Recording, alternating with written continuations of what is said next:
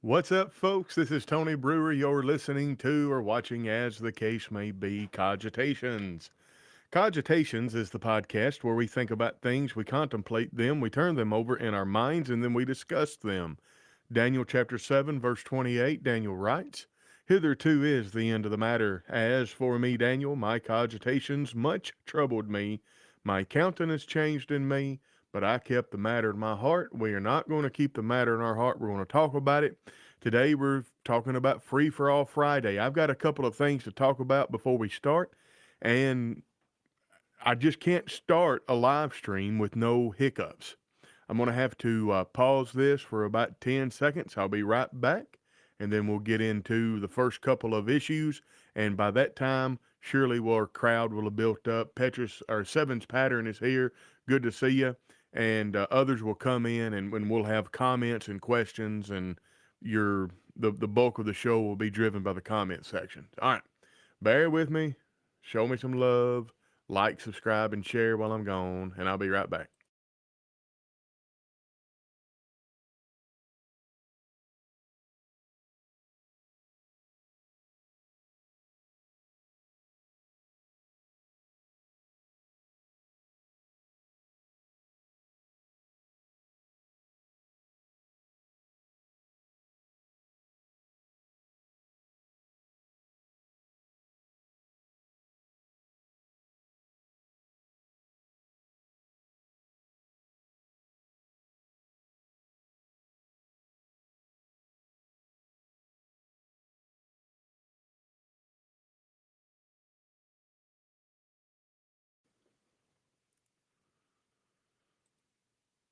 Here we go. Hold on. Where's my overlay? Did I just delete that overlay?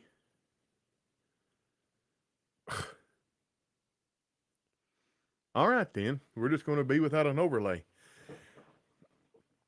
I'll be right back, is what I said, and I was. If you're watching an American horror movie and somebody says, "I'll be right back," anytime after about midway through the first act, they're not coming back.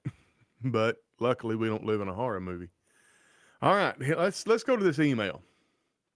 Free for All Friday.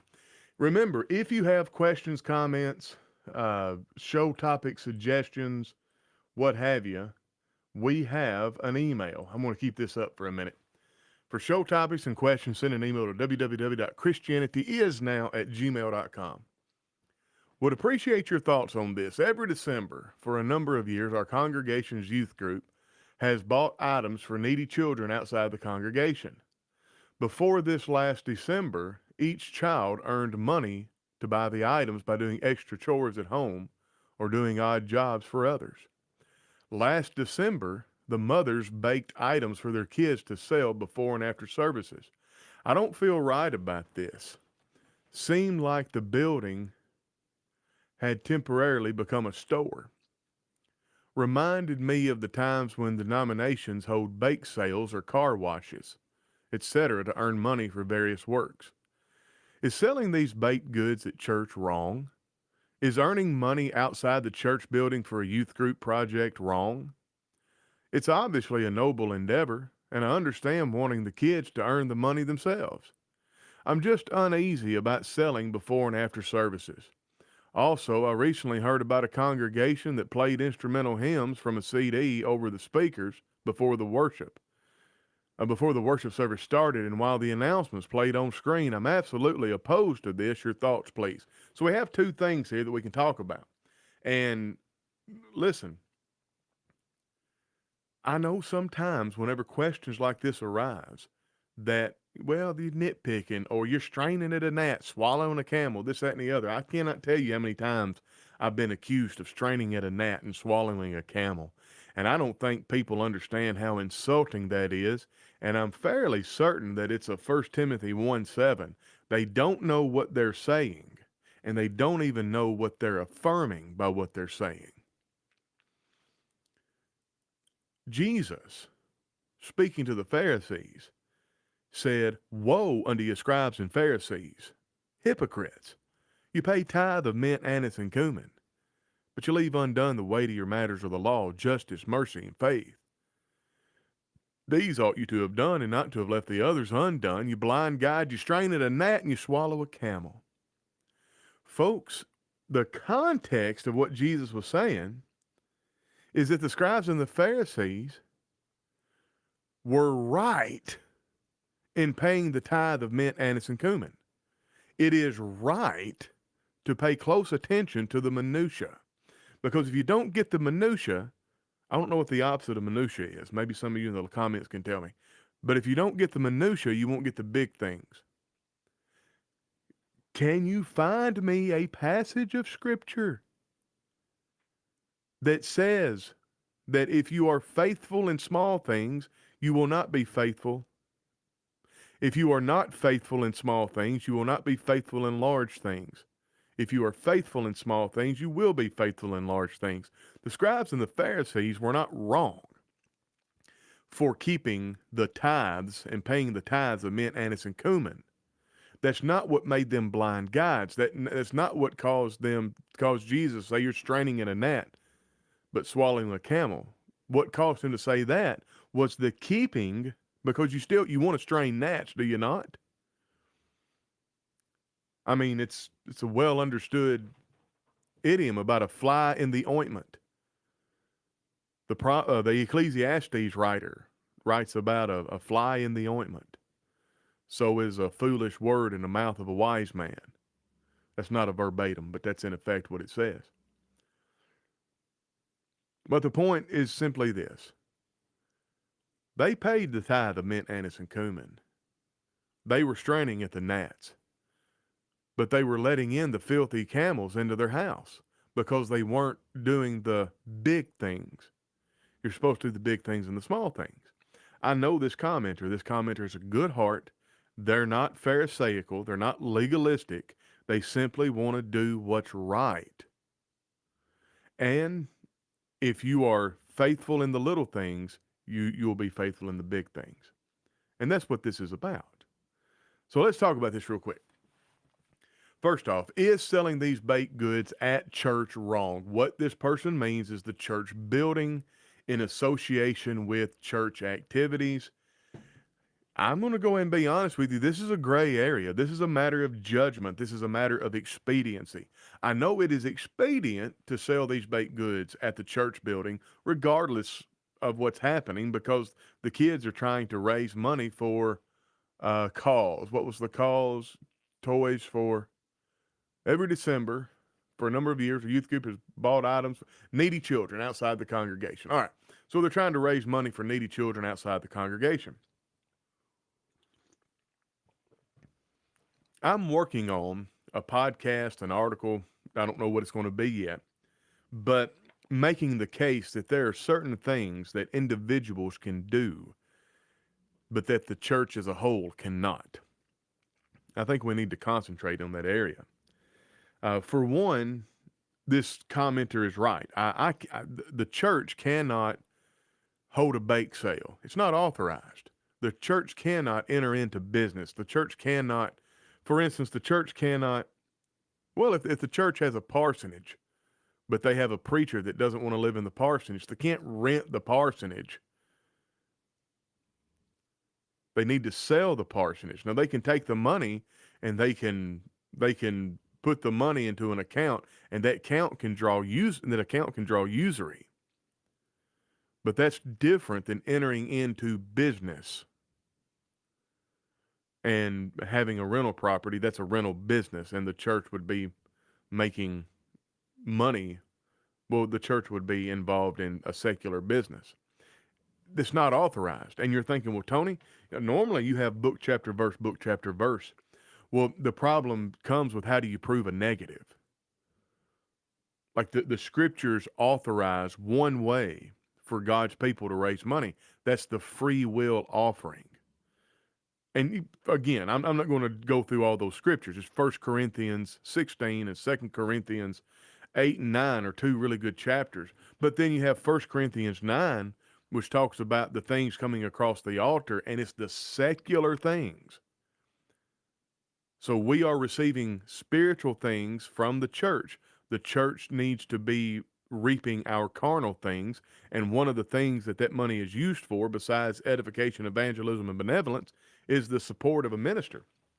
1 Corinthians chapter 9, go read it. It is foreordained that they that preach the gospel should live of the gospel. So there's reasons that the church needs money, but the church cannot be a money-making entity. It's not authorized. The church is only authorized to get money from its individual members. However, the individual members are not legislated. It is not legislated by God how those individual members get that money, given that the money comes from an honest source. In other words, you can't be a bank robber and donate your money to the church and everything be okay. Now that you may donate, let's say you was a bank robber and you robbed a bank and you donated 10 grand to a church as you was fleeing, the church, if they know where that money came from, they're obligated to report it because it's receiving stolen goods or funds. But if they don't know where it came from, like if you're just traveling, as you're running from the police and you're traveling, you stop on Sunday morning and you drop my brain just buffered. $100 bills. Is that not crazy? You drop $100 bills in a collection plate and it's cash and they're unmarked and they're non-sequential, and then you leave and those people never heard of you. That church is not in sin because you put filthy, stolen money in the pot. God is reasonable. That's another principle we learn in Scripture. And if you want a book, chapter, and verse, I'm just going to cite from Genesis to Revelation. So there's a difference between what an individual can do and what a church collectively can do. The only authorized way for the church to raise money is through free will offerings. But an individual, like for instance, I can have a garage sale, and if I make $500 in a weekend selling my junk, if I want to give that money to the church, I can give it. And take it one step farther. Let's say that I owned a car wash, and that car wash netted $200,000 a year. Well, I'm only taking $100,000. I can give $100,000 to the church. In fact, I can, if I'm so rich, I might be able to build another car wash.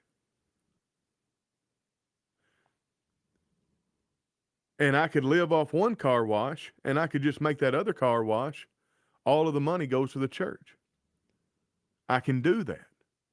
But now what cannot happen is I cannot deed that car wash to the church and the church operate it. But I can give the money from my labor as a free will offering. All right? The free will mandate, the free will, I can't remember how I put this in the past. The free will aspect of raising money in the church cannot be messed with. Now, let's get to the commenter's question. So what is going on here is not the church as a whole raising money through selling things. So let's go to the email again. Our congregation's youth group has bought items for needy children outside the congregation. If I'm interpreting this correctly, that means the youth group collectively, each individual youth, probably with their parents, has gone and purchased toys and brought it to the church. So this was a toy drive, and a subset of the congregation participated in it. That's all that is. That's not sinful, if I'm interpreting this correctly. So before this last December, each child earned money to buy the items by doing extra chores at home or doing odd jobs for others. This second sentence explains the first and lets me know that I'm right. So this is not the youth group as the youth group going out and doing things. This is each child individually doing things and all the others pooling their money together. All right. So now we have another change. Last December, the mothers of the children's baked items for their kids to sell before and after services. This is the gray area. There is nothing sinful at all if before a worship service somebody has a stack of cakes, snack cakes, well, they had to pay for them. And they got two options. They can say, here's you a snack cake if you're hungry, or they can say, listen, I want to give you a snack cake, but I'm not in a position to be giving away free food. If everybody wants snack cakes, I tell you what I'll do. I'll bring the snack cakes. The snack cakes cost 25 cents, but I'll sell them for 50 cents to help my family out a little bit and to offset the cost of driving to the grocery store and the time and all that. So they're making 50% gross profit, and by the time you count expenses and stuff like that, they might be getting a 10 or 15% net. So they're making a nickel on every cake they sell. All right, nobody would typically, well, somebody might have a problem with that, but that's not enough money to make people weird, okay? Money is typically only a problem when it gets up to a large enough amount. Below a certain amount, nobody cares. Well, in fact, there's like an Overton window of money. If you have way too little of it, money is a really big concern. If you have way too much of it, money is not a concern. No. Yeah. You can have so little money that you don't care about money. You can have so much money that you don't care about money. But if you live about right here, you really care about money. I think I said that right. I've often wondered if a church would accept money from a member's lottery winnings. Woo, we've talked about that a bunch. Conscientiously, I couldn't do it. If somebody made a big deal about it, if somebody won the lottery and they said, I want $100,000, I'm going to give 50,000 of it to the church. Couldn't do it. Not the congregation where we are, I don't think. I couldn't. Oof, it would hurt me. Hello, Dinah Harden. Good to see you. And Seven Patterns is commenting for us. The more you comment, the more YouTube shows. The more YouTube shows the stream to other people. The more you interact with the stream. So, is it a sin for these kids to have little baked goods, selling them to the church members before or after the service? The answer is no, it's not. I can see where it kind of rubs you the wrong way, but it's not. There's nothing sacrosanct about the building. That which is sacrosanct is the assembly itself. Now, these little kids running around selling candy during a worship service, no. But selling them before or after, there's nothing wrong with that. In fact, I really think the church misses out on a big thing. The church building ought to be a hub where people gather throughout the week. I think we ought to have a restaurant and a coffee shop. I think we ought to have a library. And I think it ought to be a community hub. I don't understand why it wouldn't be. Now, I don't think the church needs to be involved in those businesses. But could you imagine a large congregation of the Lord's people and a Dunkin' Donuts kiosk is in that building? And you had the church staff come in, and the church staff come in the building, the preacher, everybody else, and they come in, and there's a coffee shop in there. The preacher goes from his office to the coffee shop to the Dunkin' Donuts. He sits and eats and reads and prays and meets people, the community, and I don't know, man. I think we've missed the mark and missed an opportunity on a lot of this stuff. But again, the church cannot. In other words, it would be a wonderful relationship with like Dunkin' Donuts, because you wouldn't charge them anything for rent. You would just say, we want you to just be here, and we want to buy your coffee and donuts. And then they would have a spot throughout the week where they could, I don't know. Anyway. Hey, Alabama says, if I won the lottery, I wouldn't have it very long. I know too many people that need it. Yeah, I'm going to tell you, that's one of those things that It has to be sin to play the lottery. There and I know there's not a book, chapter, and verse that you can point to that says thou shalt not play the lottery, but the preponderance of evidence in Scripture has to speak for something. When little children sell things for school, I think the congregation should support them. They don't do it during services. That's another thing, you know. We're the church is supposed to be community. Well, if you're a little kid and you want to sell lemonade, who are you going to sell it to? You're going to sell it to your community. If you're a little kid that makes trinkets and you want to sell them to people, where you going to go? You're going to go where your community gathers. I don't think there's anything wrong with, before the service starts, a little kid being like, "Yeah, I've got this friendship bracelet. It's real pretty, mister. I think your wife likes this color." Well, how much is it? $5. Well, yes, I'll take one for my wife. Again, this is I can't decide this for a congregation. The congregation has to decide it. I would imagine that there's some congregations that you couldn't allow that at all, and there's some congregations that might be too lax with it. I've not bought tickets, but my dad does and says he'll give me half. Well, if he does, take it. If he wins, take it. The devil's had that money long enough.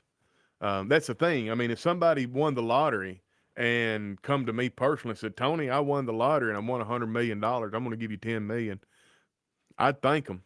No, thank you. The devil's had that money long enough. Some may cite Jesus and the money changers as an example of not selling items in the church building. Yes, and sadly, Scott, that is an over application of that passage of Scripture. What was going on there was they were taking advantage of people. When you look at, hold on a second, it's going to be just a second. Hold on.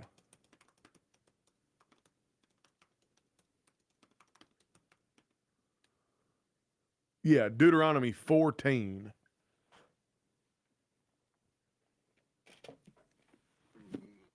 Let's go read Deuteronomy 14. This gives us the background for the money changers. Genesis, Exodus, Leviticus, Numbers, Deuteronomy. I'll get it in a minute. 14. All right.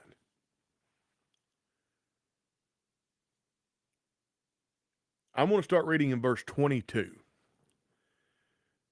Thou shalt truly tithe all the increase of thy seed that the field bringeth forth in year by year. Sorry, I got to get better glasses or bigger print. And thou shalt eat before the Lord thy God in the place which he shall choose to place his name, the tithe of thy corn, thy wine, of thy oil, thy firstlings of thy herds, of thy flocks, and thou mayest learn to fear the Lord thy God always. And if the way, now this is the important part, this is verse 24. If the way be too long for thee, so that thou art not able to carry it, or if the place be too far from thee, which the Lord thy God shall choose to set his name there, when the Lord thy God hath blessed thee, then shalt thou turn it into money, and bring up the money in thine hand, and shall go into thy place which the Lord thy God shall choose, and thou shalt bestow the money for whatsoever thou soul lusteth after. All right, I'm going to stop there. So let me recapitulate that. In the children of Israel, whether you lived in Dan or Beersheba, was supposed to go to Jerusalem every year. Well, 3 times a year, but one was for the yearly tithe.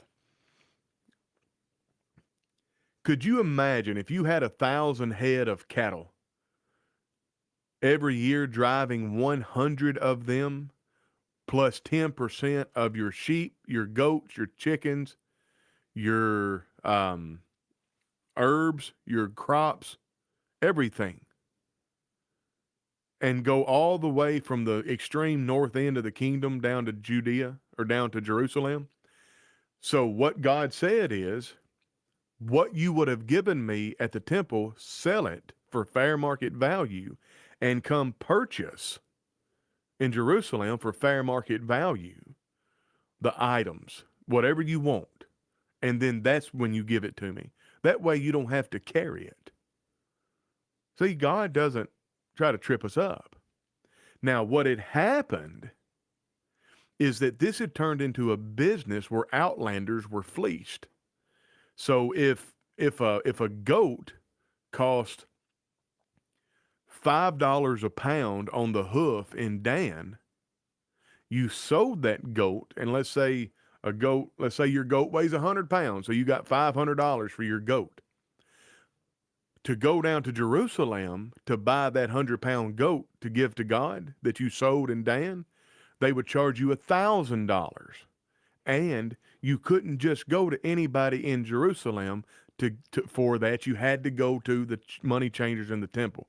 So the first thing you did, you had to change your money for temple money, and then you used the temple money for the animals and whatever you wanted to purchase. So you were getting hooked twice. They were giving you a shoddy exchange on your funds, and they were upcharging. So think about going to a football stadium.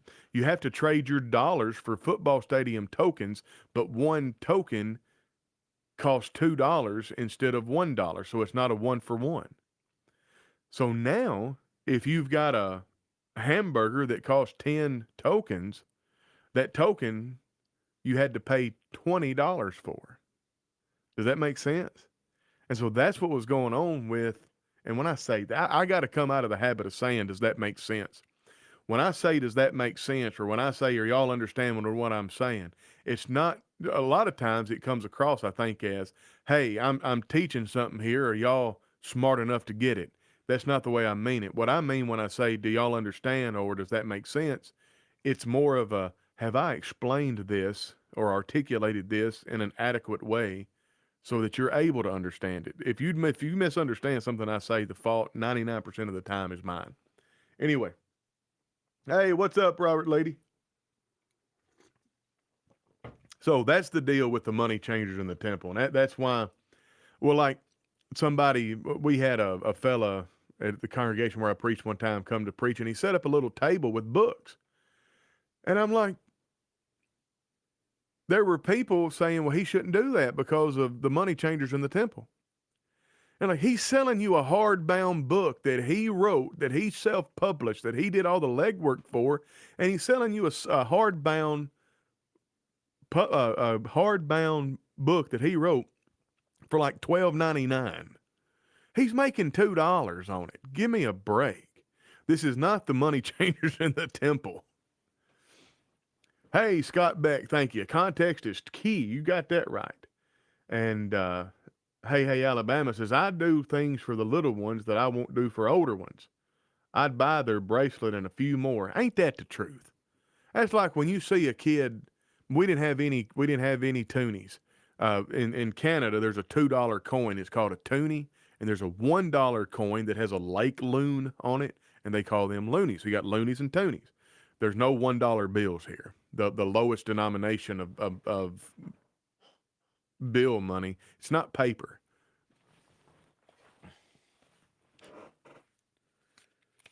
It's plastic. This is a $10 bill. And as you can tell, and I don't know if you can, but that's a $10 bill. And incidentally, they're going to be changing the $10 bills to have the kings, or they're going to be changing the money to have the king's face on it. In fact, there are already loonies that are coming out that instead of having the queen's face, have the king's face. And if you're ever wondering, Canada is just a province of Great Britain. The prime minister is the prime servant to the king, to the crown. Anyway, all right. So yes, if you see little kids selling lemonade, you go buy lemonade. And you pay more for it than they're asking. But not so much that you come off as insulting. In other words, don't be one of those guys that goes up to a little kid and be like, hey, you selling lemonade for $1? Yeah. Well, give me a glass. Here's 100. Keep the change. If you want to do something like that, give it to his mama. Anyway, that's all I got. That's just extra. Don't cost you a dime more than you're paying now. Good morning, John Exum. Buy the truth and sell it not. Yeah. Oh, man. Buy the truth and sell it not. That means consider the truth as something valuable, something precious that you'll never get rid of. I feel like I've lost some comments along the way. I don't mind. Maybe I haven't. All right. No, I haven't. Okay. So let me get back to this other one. I think, do y'all think I've covered this well enough? It is true. I 100%, I'm in the camp of this commenter. It makes me uneasy too. I think you need to be careful because somebody, and it's going to happen that some dumb old adult's going to look at what you're doing special for the children and feel like they ought to get that too. You know what I mean? Think about that. Look, let them little children run around, sell their trinkets, but don't take that as permission that an adult can come there and it'd be like in a baseball game with a hot dog vendor walking up and down the aisles throwing hot dogs and having money passed. Anyway, all right, here's the next one. I recently heard about a congregation that played instrumental hymns over the speakers before the worship service started and while the announcements played on a screen. I'm absolutely opposed to this. I am too. I am humble enough, humble, and I'm the humblest. Yes, I got a lot of problems, but humility ain't one of them, folks. No, seriously though, I'm maybe humble's not the best word. I am self-aware enough of my own shortcomings to know that what I'm about to talk about is very well could be scruple. I don't think it is. I think there's going to be people I love on the day of judgment that's going to be sorely. It's not going to go the way they think because of this issue of mechanical instruments of music outside of quote unquote services, worship services. If you're playing, now wait a second, something just dawned on me. If you're talking about just the instrumental music only without the words, that is categorically something different. That is not a psalm, hymn, or spiritual song. That is categorically something different. But if you're talking about the psalm, hymn, or spiritual song with the accompaniment of the mechanical instrument of music, I've got to wonder why it's being played. And if it's being played for the purpose of guiding people's minds in devotion to God, then it's sinful. And if it's being played for entertainment, it's sinful. It has to be sinful because, well, I'm not going to get into that, but you can't Bible it. Psalms, hymns, and spiritual songs, teaching and admonishing to God. If it's entertainment, it's for you. If it's to God and it's got the mechanical instrument of music, it's unauthorized. If it's entertainment, it's unauthorized as entertainment. I don't see any way to Bible it. So it's got to go. Now, is that enough for me to withdraw fellowship from somebody who attends a congregation that practices this? No. I would not be able to attend that congregation. But I wouldn't withdraw fellowship. And I would have a barrier up with folks from that congregation because I think it shows a little bit of willfulness. But I'm entitled to think that. And I'm very afraid that on the day of judgment, it's not going to go right. It's not going to go well. So those are my thoughts on that. All right. Major damage from Helene. Helene in Georgia and Florida. The hurricane, not some lady named Helene, to be clear. Gotcha. Yeah, we need to pray for those folks. I know a Christian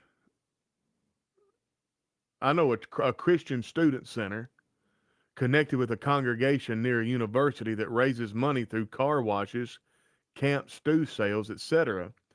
Should a Christian student center raise money, or should money for the center be from free will offerings? Ooh, should not versus must not. Dana Merritt Hard, that's a good one. I don't know.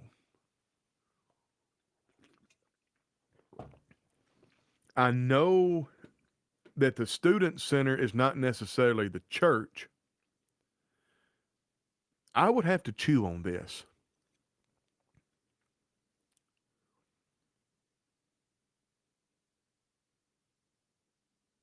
Because the student center is not the church. Not supposed to be the church.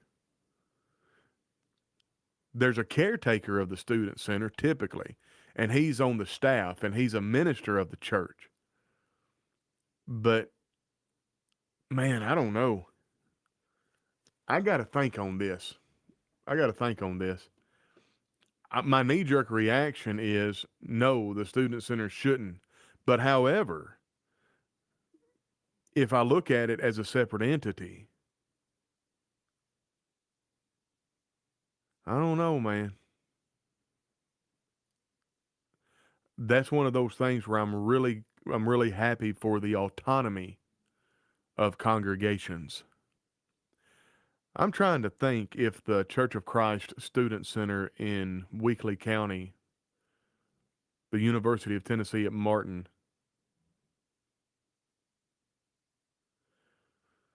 I've never heard of them doing any kind of fundraisers like that. Not that that's authoritative, that's anecdotal. Doesn't matter what they do, it matters what the Bible says. But yeah, I'd have to chew on it.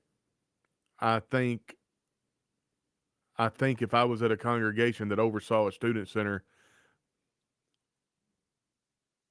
I would have to conscientiously object. I don't know if I could say it's sin outright. I'd have to chew on it. I wish I had a better answer for you. I've heard arguments that Christians shouldn't attend PTP because they charge for attendance. Yeah, that's the problem with that is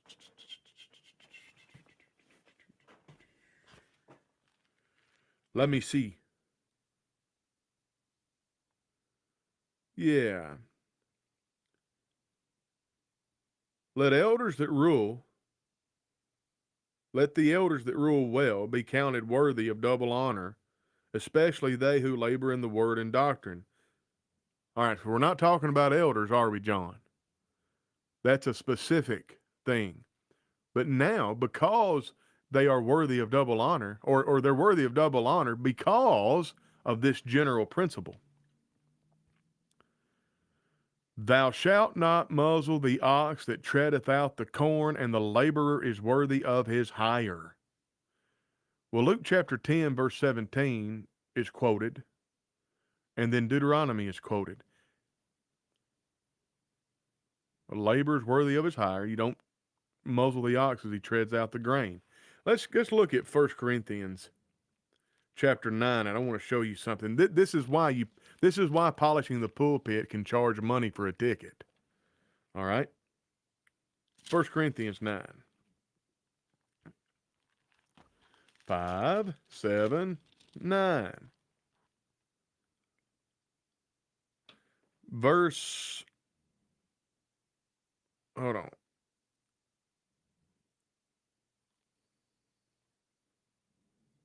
Right here. This is chapter 9, verse 9. For it is written in the law of Moses, thou shalt not muzzle the mouth of the ox that treadeth out the corn. Doth God take care for the oxen, or saith he it altogether for our sakes? For our sakes, no doubt, this is written. He that ploweth should plow in hope. Well, those men at polishing the pulpit, they're plowing. Should they not plow in hope? They're offering value to people. Must they offer this value for free? No. They should plow in hope. And he that treadeth, or he that thresheth in hope, should partake of his hope. If we, now here's the thing. Who I need to, well, who is it? Alan Webster. He's the only one I can think of. Does Alan Webster, through his efforts at polishing the pulpit, and I know there are others, but does Alan Webster, through his efforts at polishing the pulpits, does he plow? Then he should plow in hope. Is he threshing? Then he should receive some of the threshing. Is he treading out the grain? Then don't muzzle him. Is he doing a lot of work? Then he's worthy of the price paid. Is he sowing unto us spiritual things? Yes. Then he deserves. It is our duty to give him carnal things. If we have sown unto you spiritual things, is it a great thing if we shall reap your carnal things? Well, the answer, no, it's not a great thing. And if others be partakers of this right over you, well, that shows then that it was a common practice and it was not out of the ordinary. Romans chapter 15, another one comes to mind. It hath, this is verse 27, it hath pleased them verily, talking about, well, verse 25, but now I go unto Jerusalem to minister unto the saints, for it hath pleased them of Macedonia and Achaia to take certain contribution, to make a certain contribution for the poor saints which are in Jerusalem. It hath pleased them verily, and their debtors they are. So the people in Macedonia and Achaia were Jerusalem's debtors. Why? For if the Gentiles have been made partakers of their spiritual things, their duty is also to minister unto them in carnal things. If you go to polish in the pulpit and there are spiritual things ministered unto you, then you are required to give of them your carnal things. They have a right to ask because they're offering a service, a valuable service. I don't know why people get so turned upside down about this.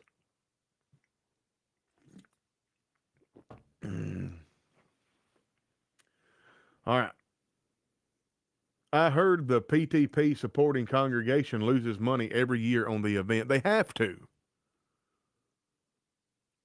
That's another thing that these people hollering about, well, somebody's making a lot of money. You just don't know how much stuff cost. That's just all there is to it. And of those people that show up, I wonder what the percentage of those who were there on a PTP scholarship. I know we went for free one year, the year after. In fact, we could actually go to polishing the pulpits as missionaries and it wouldn't cost us a dime as far as the ticket goes.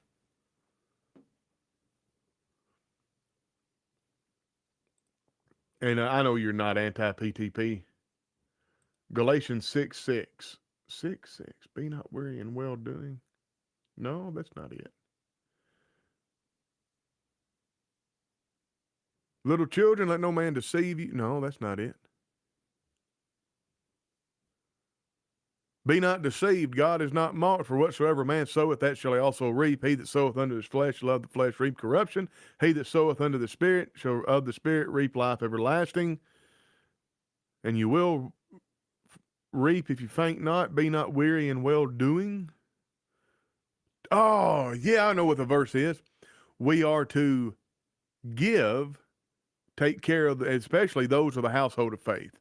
Yeah, let me look that up. I should have looked it up instead of trying to quote it. I feel bad. My brain don't work as good as it used to. Y'all familiar with that term, Euster? What? Oh, 6:6. I thought you were going somewhere else.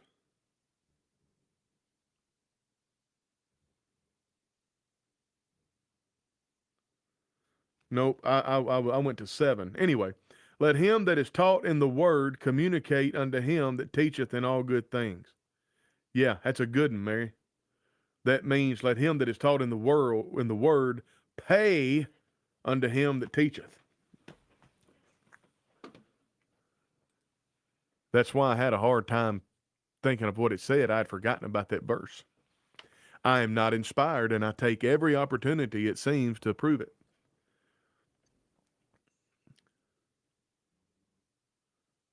That's it. Euster, where am I at now?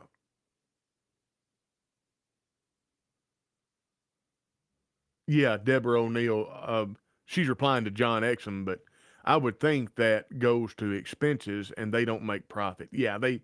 And listen, man, I think if they ever did make a profit, they'd fall out. That you cannot. You can put a man in Canada, but you can't take the South slang out of him. And it has served me well since I've been here. I've been able to have many more conversations about the gospel and about Jesus and about the church because I find people just like hearing me talk. It's crazy. The congregation connected to the student center helps with the sales. They announce it, encourages others to buy it, help cook and sell from the congregation's kitchen and fellowship hall. Yeah, man, Diana, my knee-jerk reaction is that don't need to be happening. But I'm not in charge of the world. I say the world. I'm not trying to double speak there. There's a book that I remember from my youth. It's a really good little old book full of little old anecdotes and proverbs and stories with all moral, with all moral, with all moral stories, with a moral to teach. Good grief, I can't speak. And I believe the book was entitled something to the effect of, "If I were in charge of the world and other worries." And that's the idea. If I were in charge of the world, well, if I were in charge of the world, the universe, the cosmos, in other words, if I was not the OG, but the big G. Sorry, I went too far with that. Anyway, I would make an edict that congregation needed to stop what it was doing immediately, if not sooner. I'm not in charge. I don't think it should happen. And if I was part of that congregation, I might be deciding whether or not I need to go somewhere else, or I might need to be like, hey, we need a separation. If the student center is going to participate and it's going to act like any other organization on a campus, because that's another thing. Think about, would the church partner with Chi Beta Alpha, any of like the Pikes, the AGRs? Would the church partner with any of the sororities or fraternities on campus? It shouldn't partner with the student center. I don't think there's anything wrong with sponsoring the student center. I don't think if it's set up right and there's a distinction made, a formal distinction made, I don't think there's anything wrong with the student center doing car washes and bake sales. I'm really trying to say car washes, not car washes. But anyway, but so as long as there's a distinction, a formal distinction made, I think even the student center can participate in these things collectively because they are a group on campus that should act like groups on campus where they're allowed to act like groups on campus. But that doesn't mean you should enmesh the church with them. So yeah, that's my 2 cents there. Alberta, yeah, sevens. You are west, and I am east. And I say that for the others. I know you're west. I'm in New Brunswick. I wasn't trying to be subvertive. I just couldn't remember where I was for a minute. I've changed jobs and I don't get to listen as much as I used to. I miss it. Yeah, man. We hate that you. Well, I almost said if you change jobs and you like it, I'm glad you changed jobs. But we hate that you don't get to listen as much. I agree with you, Tony. I can't go along with the student center selling. Yeah, and like I said, I do want to make it clear. If there's a proper line of demarcation, I think I could get by with it. I think I could conscientiously get behind it. but it doesn't seem to me as if there's enough of a distinction. So anyway, um, love you anyway, brother. Appreciate it. All right. Slightly different topic. What percentage, in your estimation, of elders are paid? Zero. They're not paid unless they're also a gospel preacher. They're not paid unless they're also the located preacher, the evangelist. I don't know of any elder.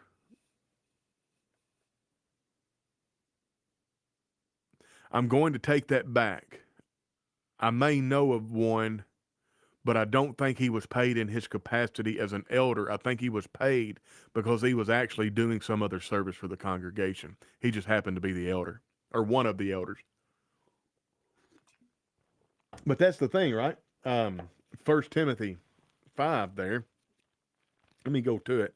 Let the elders that rule well, especially they that labor in the what and the word. I can't remember.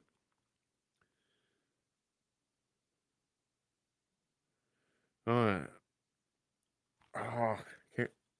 Nose is itching. Somebody's talking about me or something, or somebody's going to come see me. What's it? What's the old wives' tale? The old superstition.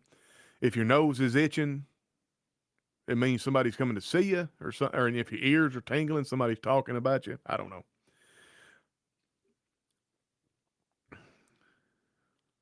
Right here. Let the elders that rule well be counted worthy of double honor. All right. So you don't have to do, in order to be paid as an elder, you don't have to do anything but eld. All right. You don't have to do anything but be the shepherd. And I say it like it's a dismissive thing. It's a lot. Especially they who labor in the word and the doctrine. This is they that preach the gospel should live of the gospel. If you have an elder and he also is a preacher of the gospel, formerly known as an evangelist or Bible teacher, he really has to be paid. And I think you're doing the congregation a grave disservice if the people don't understand that he is paid and he's paid well. I think it's one of the problems that congregations face is they don't pay their preacher. They have all this money and they send all this money to missionaries overseas, and they got a man that's there that's supposed to be teaching and preaching the gospel and helping them grow into Christ, and they're paying him the minimum possible salary they can pay him. You would be better off taking care of your own house first, paying your preacher 25 or 50% above market value, and marrying that man. Make sure he don't go anywhere.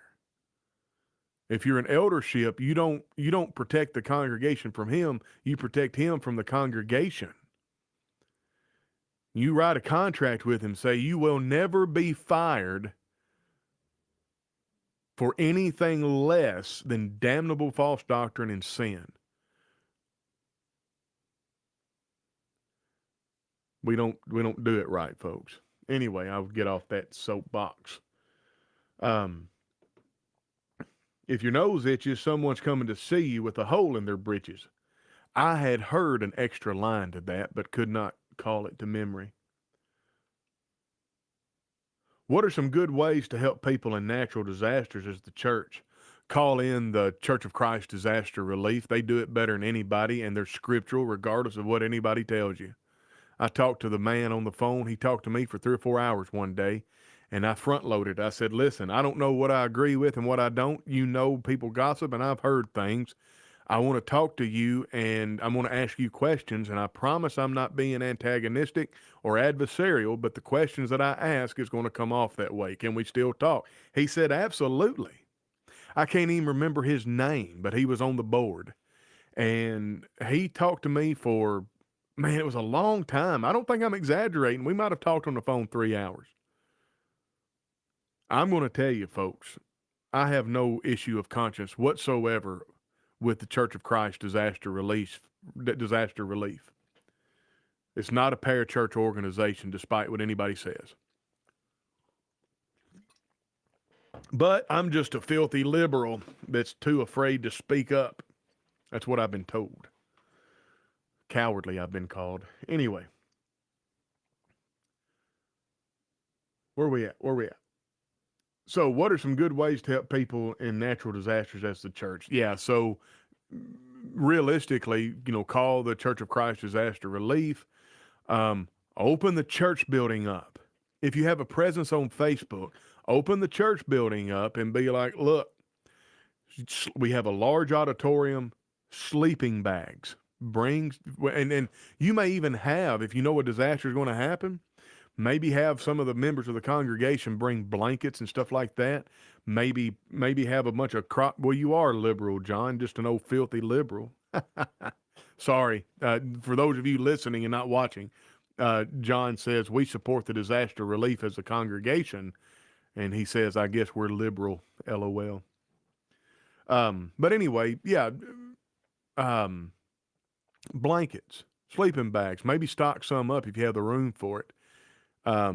Have as a congregation maybe purchase some disaster preparedness food. Man, it's not just for a. I like what Tim Pool says. Tim Pool, he sells these disaster preparedness kits, and they have these meals and stuff. And he's like, you don't. He said, I get so much flack for this. He said, but look at what happened in Puerto Rico whenever that hurricane hit, and it took them so long to get relief. He said, you're not doing this because of the apocalypse or society crashing. You're doing this because sometimes it rains. Sometimes the power goes out. If the power goes out for a week, do you have enough unperishable dry goods in your house to eat for a week without having to scramble to find something other than what you have in your house? So it's just about preparedness. But yeah, it wouldn't hurt the church to have a stockpile of this stuff and act accordingly. Anyway, good stuff. Oh, we're about out of time. I think you're right, John. I believe full-time elders should be compensated if possible. And then, why are preachers the only ones paid and not elders? Do you know why that is? Not advocating to not pay preachers. I'm for preaching just balancing. I'm for preachers just balancing. I think we ought to normalize preachers being elders. I think if a preacher's at the congregation, he's been there, he's proven himself, he should be an elder if he meets the qualifications otherwise. If not, then we need to change how we think about preachers. We need to quit making them be elders. We have a pseudo-pastoral system at large in the church. I love my alma mater, but I was taught way more about being a pastor than I was about being an evangelist preacher. Take heed unto thyself and unto the flock over which the Holy Ghost hath made you overseers, to feed the church of God which he has purchased with his own blood. That's the duty of elders. Acts 20:28. 1 Timothy 4:16, take heed unto thyself and unto the doctrine, continue in them. This is not verbatim. Continue in them, and you'll save yourself and those that hear you. That's the responsibility of the evangelist, of the minister. Two different roles, folks. Two different roles. If you want your preacher to be a pastor, then make him one. One of the most hateful things you can do to somebody is giving them the responsibility without the authority. Joel Osteen refused to open up their building when Houston got rocked with the hurricane a few years ago. Yeah, that was. Oh, I need no comment. That's all I can say. Yeah, liberals in giving. Yeah, if you're going to be liberal in giving. Liberal with your love. Liberal with your patience and long suffering. That's a good idea. Having things on hand helps when things are suddenly needed. Maybe a member of the congregation might need it That's another thing. If you have this emergency preparedness kit with the meals and the blankets and the stuff like that, think about what if one of the members of your congregation has their house burned down or has a tree fall on their house and they're discombobulated for a while. It's good to have those things. Off topic. Now's the time to get a few things put back in the freezer for the holidays when you can't find them for your meals. Absolutely. Get your pumpkin spice mix. Get your stuffing mix. Get all that stuff. It's awesome. Oh, right here. I missed one, Dana Harden. My brother and family live in PCB, Florida. They evacuated and are returning to see the damage, if any. Flooding is a definite possibility. Oh, man, let me tell you something. I heard, quote unquote, so take this, fact check me before you repeat this for the truth.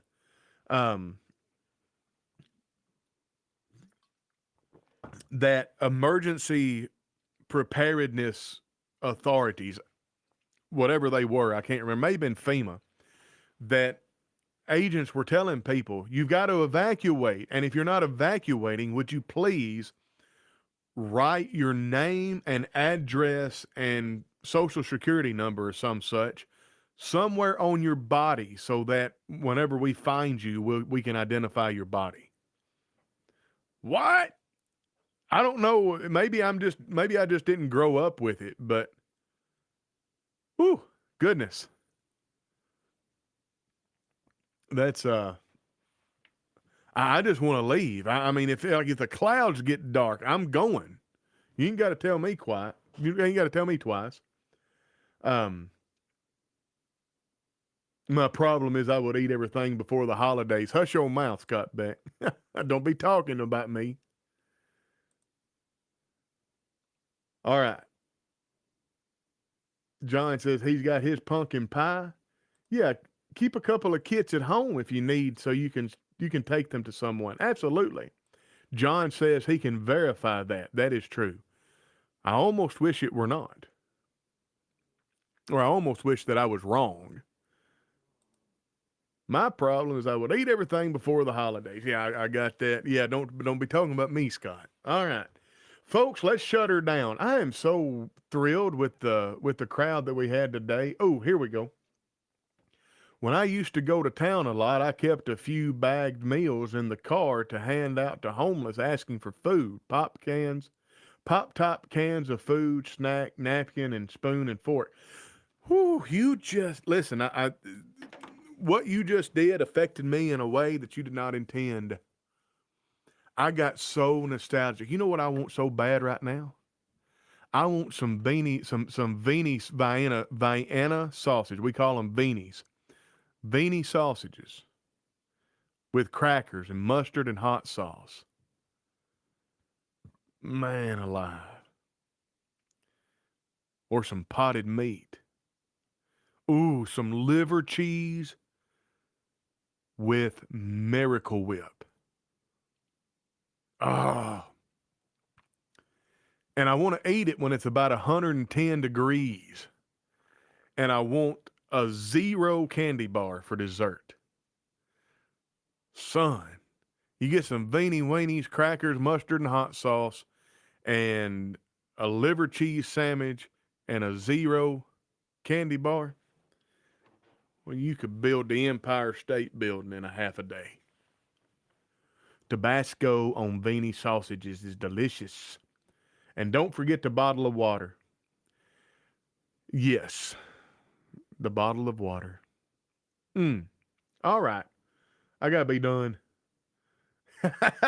Diana Harden says, thank you, Tony. You're a treasure. Well, I appreciate it.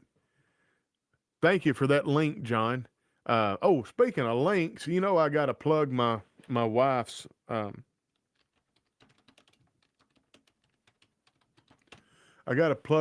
stuff. I'm proud of her, man. This is pretty awesome. She is pretty awesome. This is pretty awesome. I think I just said a cuss word accidentally. All right. Where am I at? Right here. I'm going to share it. I've shared it every time. All right. Share, copy link.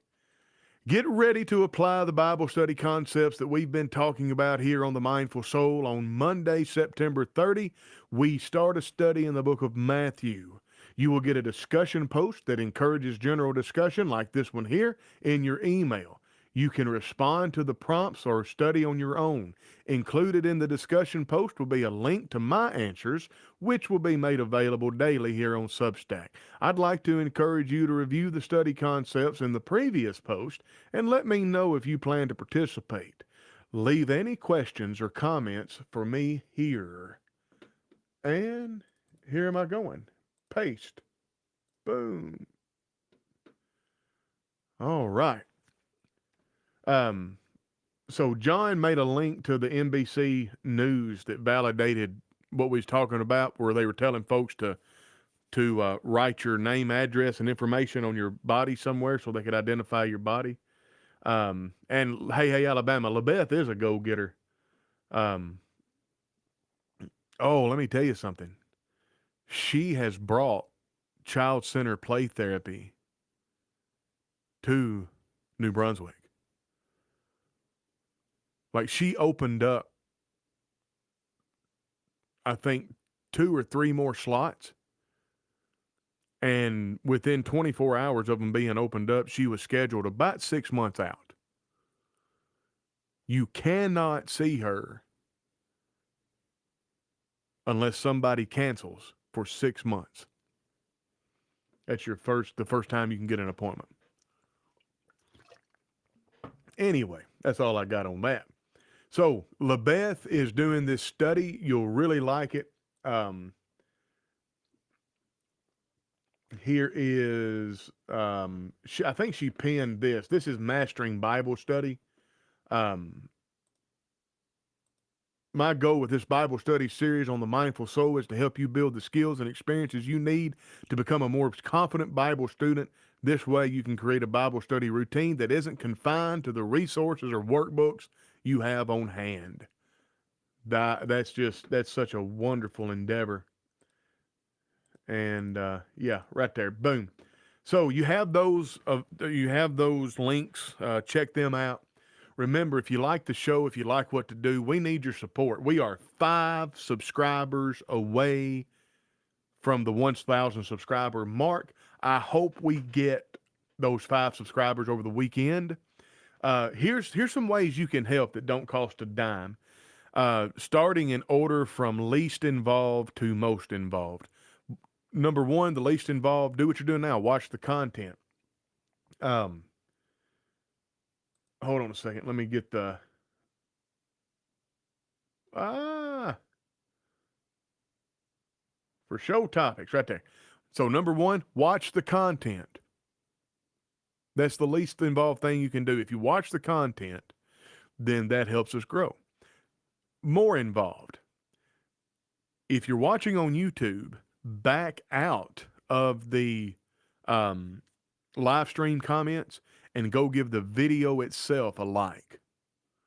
The more likes the video has, the more YouTube says, oh, people watch this and interact with it.